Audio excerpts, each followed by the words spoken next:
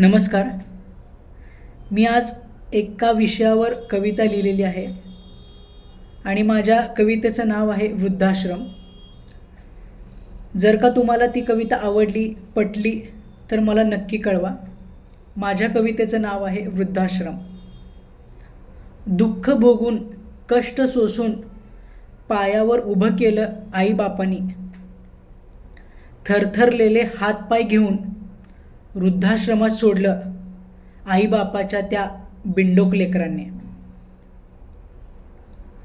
दोष आईबापांनी कुणाला द्यायचा काही समजत नाही.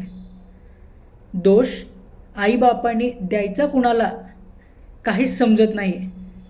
मागच्या जन्मीचे भोग म्हणावे की नशीब म्हणावं की संस्कार कमी पडले म्हणावं, याचं उत्तर मात्र लागत नाही. ज्यांच्यामुळं हा जन्म मिळाला, हे जग पाहतोय, ही बायका पोरं मिळाली, त्यांना म्हणजे आईबापाला काडीचीही किंमत नाही. अरे भिकार चोट, सगळं इथंच फेडायचं आहे, कारण कर्माच्या फेऱ्यातून तुझी मात्र सुटका नाही.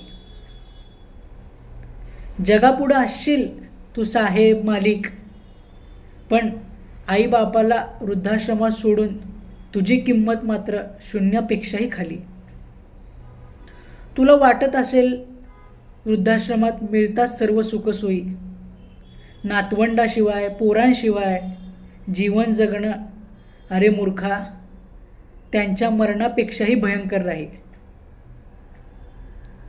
जिवंतपणी आईबापाला वृद्धाश्रमात सोडणं म्हणजे जिवंतपणी त्यांची हत्या केल्यासारखं आहे.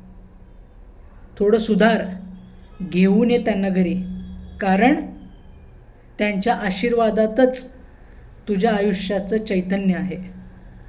घेऊन ये त्यांना घरी. धन्यवाद.